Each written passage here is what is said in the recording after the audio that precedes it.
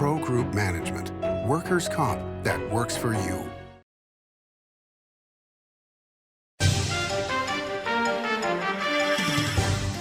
Welcome to Nevada Newsmakers. On the broadcast today, Congressman Mark Amodei joins us. He's here for the whole show on an all-new Nevada Newsmakers. One night, two incredible bands. Lit. Fuel. Ignited We Stand Tour 2025. Friday, August 22nd, TJ's Corral at the Carson Valley Inn. Get tickets now at carsonvalleyinn.com. Don't miss Lit and Fuel together live. The trucking industry is the most resilient link in the supply chain, moving 95% of our freight in the Silver State. And while essential, the road isn't always smooth. Supply chain disruptions, rising fuel costs, and unrealistic rules and laws that hamper our ability to serve our customers and country. Our prosperity and every sector of the economy, manufacturing, mining, medicine, and food from farm to table, is tied to trucks. There's nothing without trucking. A power line is more than a power line. It's maintaining the bottom line for small businesses. It's keeping the assembly line moving for our workforce. For our brightest minds, it's meeting a deadline. It's on the front line with our heroes. And on the sidelines of the biggest games. It's a direct line to our loved ones. And it's a lifeline for the most vulnerable. There's a lot on the line. You're in trouble with the law. It's easy to think you'll lose everything, but there is hope. I'm attorney Orrin Johnson. Your first step is to hire a serious attorney with the experience to successfully navigate the legal system for you. Sometimes hope means addiction treatment instead of jail, and making sure you're treated fairly. Sometimes hope means fearless trial attorneys will stand up to the government when they get it wrong. Call or text Orrin Johnson Law. We'll make a plan. You'll take back your life. This is Nevada Newsmakers with host Sam Shad, a no-holds-barred political forum. Now, from the Nevada Newsmakers broadcast headquarters, here is Sam Shad. And back on Nevada Newsmakers, we're always pleased to welcome back to the program Congressman Mark Amodei of CD2. Pleasure to have you back, sir. Thanks for having me, Sam. It's always a pleasure, and we appreciate you being here. Obviously, the big talk with a lot of my guests are the tariffs. And everyone from Don Ahern to Partols, so covering north and south there as far as development goes, are very concerned that business has slowed to almost zero because people are concerned about the tariffs and where the costs are really going to land. And yet at the same time, Par just said in an interview we did a couple hours ago that there's a ton of money sitting on the sidelines waiting for things to calm it down. When do you think that is going to happen? Well, I think we're closer to calm than we were, 90 days ago? Blah, blah, blah, American Freedom Day, whatever the heck they called it. It was like, holy moly, the stock market's in a dive, all this stuff. So if your vision is, well, here's what the latest tariff news is, and you're ignoring everything else, and I'm not saying, don't ignore it or whatever, but the absolute cliff that was predicted, and we're all going to go to hell quickly, Sam, hasn't materialized, at least in the information I've got. Does that mean mission accomplished? Heck no. But when you're talking about blanket 15s, and it's like, well, Walmart, you're not going to be able to go in and out of Walmart, or, all this other sort of stuff. I mean, we're working issues for local people, some folks that make fire hydrants down by Minden, the AVK folks. We're working those issues for them. We're working tariffs for the sheep guys that are getting hammered by the Australians and the New Zealanders. Huge tariffs for us when we're trying to go into their ag markets, and they're completely subsidized and they're whatever. So, it's like, listen, if any of those folks, Don Ahern has my number. If he's like, I need some help with the trade rep, then he better pick up the phone. But as a normal course of things, when we're talking about, hey, there's progress, there isn't progress, I mean, who knows? But all I can say is this, those 30, 50, 100% tariff things that we started out at ignores all the agreements that have been made. that apparently are bilateral, that sort of stuff. So it's like, well, that's fine if you want to stay on the, but it's like, tell me, whoever the heck, that you're down to zero and you're starting to go on life support, and we're here to help. But I haven't got any of those calls. So I'll just say this: I'm not here to be a cheerleader for tariffs, but the mushroom cloud that was going to be over this country economically, so far, hasn't materialized, and there's a whole bunch of deals that are downstream now that have taken a bunch of people. The European Union, seriously, that's a fairly big piece. Obviously, if they're still waiting on the Chinese, I can understand that, because that's going to be dealing with the Chinese. But while that's going on, you got to deal with Vietnam. That's got to scare the bejesus out of the Chinese, because that's kind of one of their surrogates. So a lot of moving parts. Nobody should be declaring victory, but so far the mushroom cloud hasn't materialized. Interest rates. Do you see a slight decrease in interest rates to what would be considered by the business community to be normal interest rates? Because they're really not that far above what, quote, normal should be. Yeah. Well, you know what, Sam, I'm not going to say the interesting thing about interest rates, but, we got used to, for how many years, at like near zero. And you had to know that it was like, yeehaw, money's free, but it's like it never was before that. And I don't think it'll ever go back to that. So when you say a slight decrease, I mean, I don't know what the Fed's doing. Obviously, there are other issues at play there.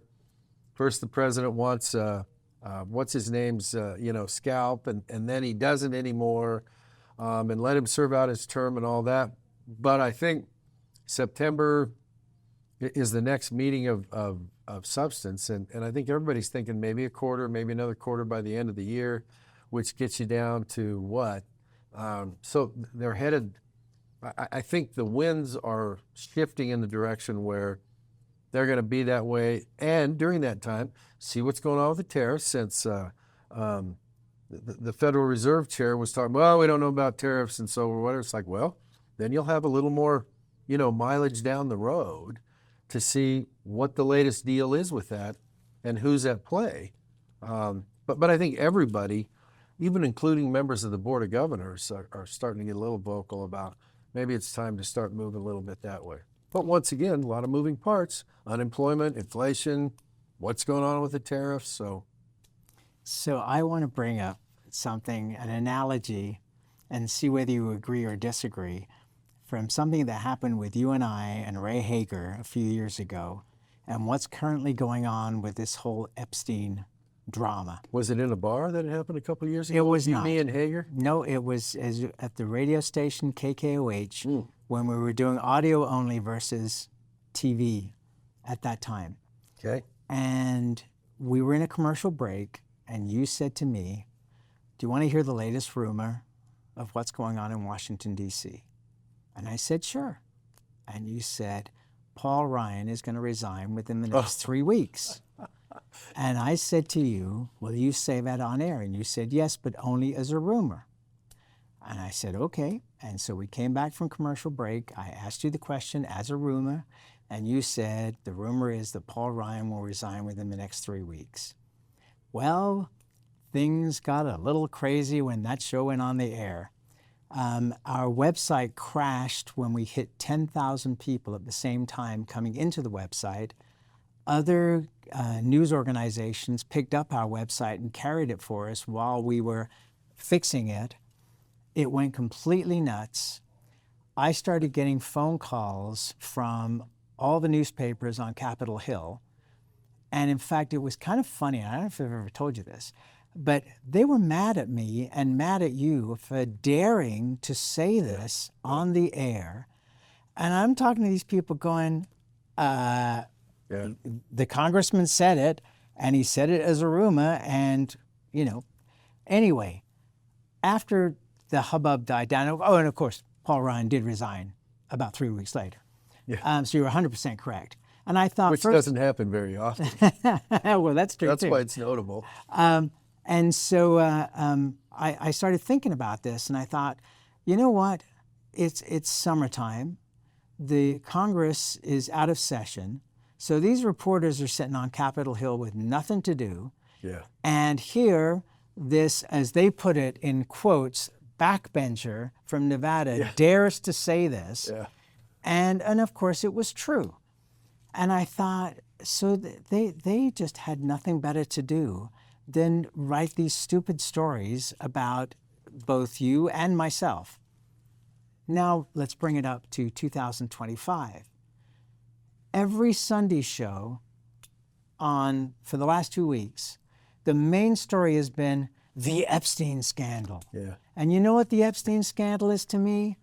It's vacation time for Congress. We got nothing else to write about, so let's go with this salacious story, impugn people's reputations. I mean, you know, has President Trump ever slept with somebody that wasn't his wife? Well, I think it's pretty well publicized. I think that's out there. I think that there were stories about Bill Clinton that were very well publicized about things going on in the Oval Office. They have nothing better to do. I mean, your thoughts, sir? First of all, whoever the guy was that called me a backbencher, which was probably true, but I did take joy in, through my comms person at the time, reaching out to him and going, you know, sometimes you can see pretty good from the backbench.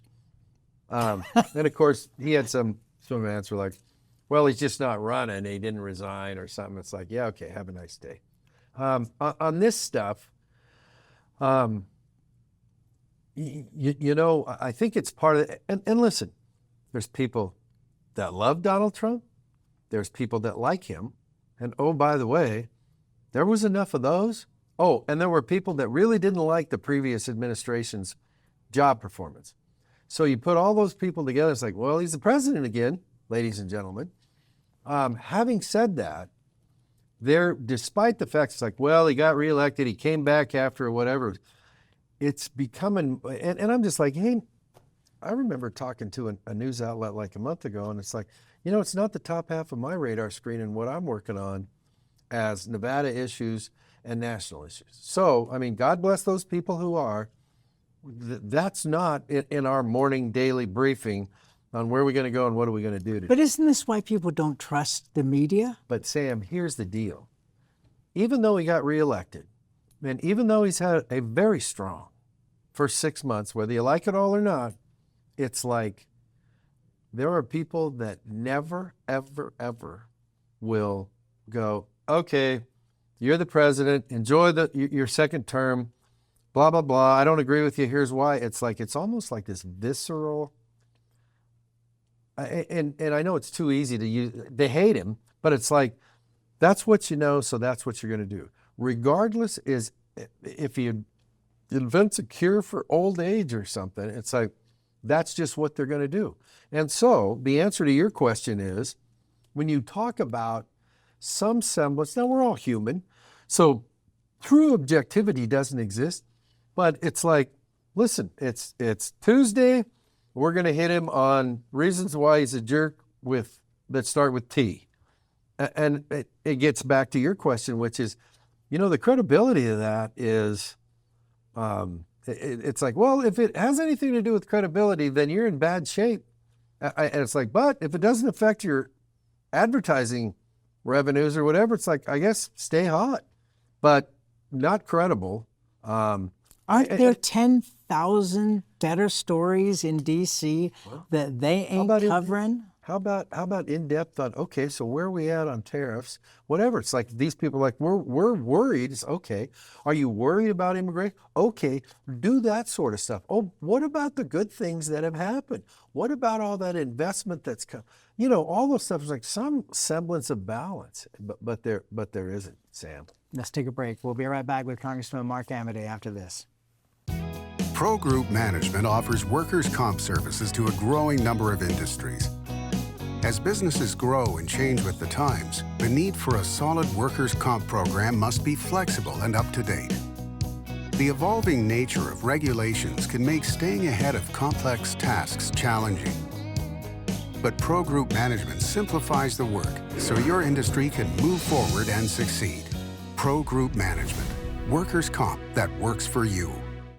Like a traditional handmade basket, Retail is woven into the fabric of life in Nevada. From big box to mom and pop, retail supports our communities in countless ways. Jobs for the disabled, team uniforms for kids, help for the elderly, and so much more. Retail employs over 1 in 10 workers. Retail supports Nevada, and we support retail. RANNV.org. Save money and take transit. Did you know you can ride the bus all day for less than what it would cost you for a gallon of gas? Plan your trip now by going to rtcwashoe.com. As you know, Reno is booming. Toll's development company is helping it grow with insightful design and development, building community with every project, adding beauty, adding excitement, emphasizing our shared humanity. Reno is becoming bigger. Toll's development is helping it become better, more livable, more enjoyable. To learn more, go to tollsdevelopment.com. tollsdevelopment.com.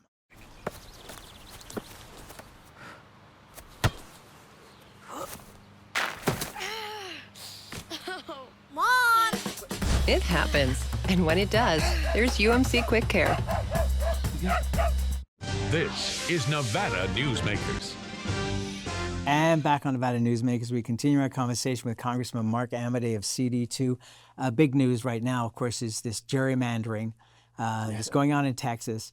And what amuses me in listening, and again, it's summertime, so they got nothing to talk about because they choose not to.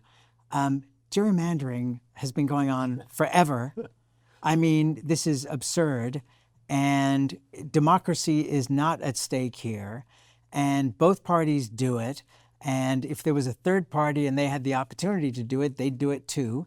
Dina Titus responded to gerrymandering within her own party, where her district got shrunk. And she said, and she used a very colorful 6-letter word to describe what happened to her. Starts with an F and ends with a D. Yes, it does. You listeners out there who missed it.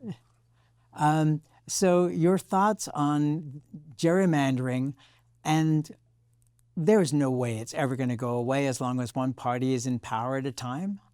You know, your lead-in, which is interesting, it's like, I mean, I grew up used to that. It was like, hey, that's why we fought so hard for the legislature in those years where the census was coming in, because, you know, especially in assembly districts, but even in Senate ones. So you're absolutely right. Gerrymandering is not like, oh, that never went on until whatever. It's like, well, actually, that's why people fight for control. If it's done at the legislative level, that's why they fight like cats and dogs for that last election of the decade was gerrymandering or control, whatever. So yeah, they're writing about it now. The only interesting thing I find out about it is, because it used to be just Democrats on Republicans. If any of this stuff, it's like, no, we want to keep up the population in those states that are blue so we can control more congressional seats. And what I don't know, because they're like, well, the census, you know, it's like, well, so what is the, just curiosity, not we need to go take no prisoners. It's like, so tell me about, is New York losing population? I mean, really is, and you know, that whole thing about, and that ties you back into immigration and what the last administration was doing, where it's like, it's not Democrats versus Republicans, it's building up, it is, but before you get to that, it's building up the population of those traditional stronghold blue states, which the only way that becomes an issue is, are they really losing population? Because if they aren't, it's like same stuff, different day. But if they are losing population, you're kind of sitting there going, well, somebody did some pretty good analysis in terms of potentially that stuff. But like you say, Sam, is it like the centerpiece of whatever? It's like, what is there, like 3 or 4 states that are right now going through high stakes, high visibility litigation on that? It's crazy. It's crazy. And my point is, this is not something new. Both parties do it, and both parties are going to continue to do it because control is the key. Yeah. And if you have the control, well, you have the control. Yeah. And you know, Political mother's milk. right. And you know, one of the reasons you keep getting reelected was because they put together a plan to make that a relatively safe Republican seat. Now, Well, they pushed every Republican they could into that. Remember when they first created that district, it had a little bit of Clark County, Republican Right. Clark County. right. But it was like, make no mistake, it wasn't, oh, well, you know, you've got this district. It's like, well, talk to the folks who did reapportionment. It's like the other D, then the 2 other D districts, and now the 3 other D districts. It's like, heck yeah, we want them all up there. You know, the funny thing was, when you talk about Dina she had like a D plus 20, and they're like, oh no, we got to spread the wealth. So I think they did 3 D plus 8s, which was like, I wouldn't say this to her face, so I'm sure this won't air, but. Well, nobody watches the show, Yeah, you know. yeah, oh, that's right, I'm safe. But anyhow, it's like, hey, let's not get too greedy. D plus 20, I think you'd be okay. But anyhow, 3 8s now, yeehaw. Let's take another break. We'll be right back. Welcome to Story County, where history meets innovation, and a pioneering spirit continues to shape our future. At the heart of the Tahoe Reno Industrial Center, we power the future with global leaders in technology and manufacturing, driving progress that reaches far beyond our county lines. From advanced manufacturing to tech innovation, our industries are creating thousands of quality careers, fueling a vibrant economy that benefits every Nevadan. But it's more than just growth. Our community is our foundation, supporting families, empowering local initiatives, and creating a place where everyone belongs. Be part of a legacy built on bold ideas and boundless possibilities. Join us in building a brighter future right here in Story County. Story County, helping build Nevada's future.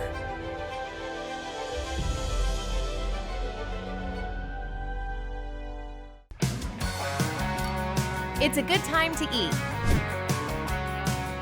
It's a good time to play. It's a good time to win.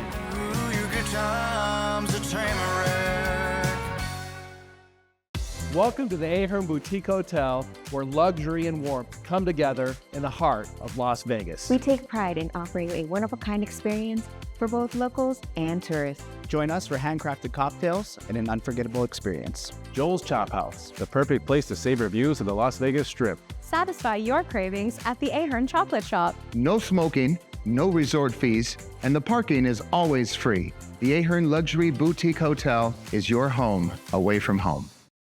This is Nevada Newsmakers. And back on Nevada Newsmakers, we continue our conversation with Congressman Mark Amodei of CD2. Immigration. Okay, so for years, the border was wild. And whatever your thoughts are on it, one way or the other, people said it couldn't be controlled. And if Donald Trump and his administration have done one thing, they have shown you can control the border. And it is tight. So now my question is, we've been sitting here since 1986 and waiting for immigration reform. And I've said many times on this show that I don't think comprehensive is the way to go because you can never agree on all the parts. The Reagan deal was amazing that it actually got pulled off. But now you've covered one of the major parts, which is the border. Why is Congress and leading senators and congresspeople not stepping up and saying, great, we've gotten that part done. Now let's fix the people who are here that have been here for 20 years. Let's exclude the people that came in the last 5 years. And now let's come up with a sensible path for not necessarily citizenship, but to get the farm workers, the people to work in the poultry and different factories, all construction workers that we need.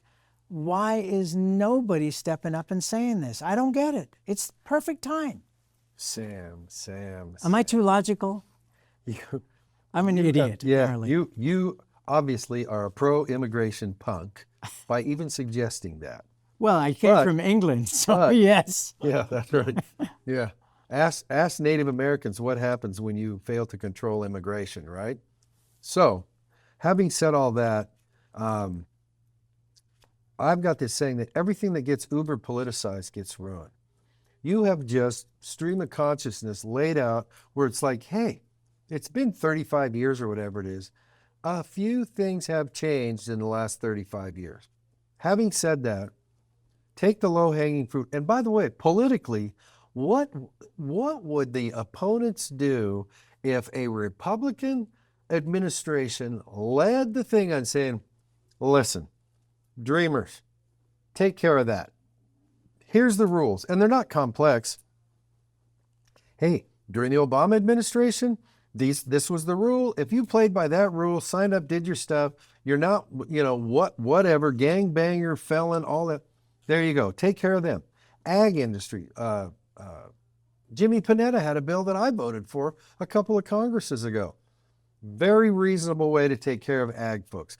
Even the president has started going, maybe the hospitality is, maybe the construction, blah, blah, blah. And like you said, it's like, if you came here and did the right thing, you're not going to get in front of people in line that did the right thing. But, background check, everybody does that anyhow. Make sure that you're not on public assistance. Make sure that, it's like, there you go. Well, we'll wrestle about how long, but it's like, and so I don't know why we do it. It's the only thing I can tell you is it gets uber politicized. And so when it comes right down to it, everybody's like, oh, and it's like, why don't you show some leadership and do this? It's long overdue. And if you want to play politics, be the guys that are like, against everybody's stereotypes, we're part of the solution for this, getting it started. And that's where we have to leave it. I thank you always for doing this, and I'll see you in D.C. Okay. September, sir. We'll be right back. Each day, the Children's Advocacy Alliance partners with leaders, legislators, and families across Nevada to improve children's health, education, economic well-being, and safety. We recognize Nevada will be no better than the state of its children. Be a part of this change. Be a supporter of the Children's Advocacy Alliance. For more information, go to caanv.org. Imagine a magical garden that feeds Carson City's hungry and homeless, teaches our high school students agriculture, creates hanging floral displays to beautify downtown, and yet charges nothing. It's not magic. It's the Greenhouse Project. It's real, it's growing, and it needs your help. Go online to carsоncitygreenhouse.org so together we can grow it forward.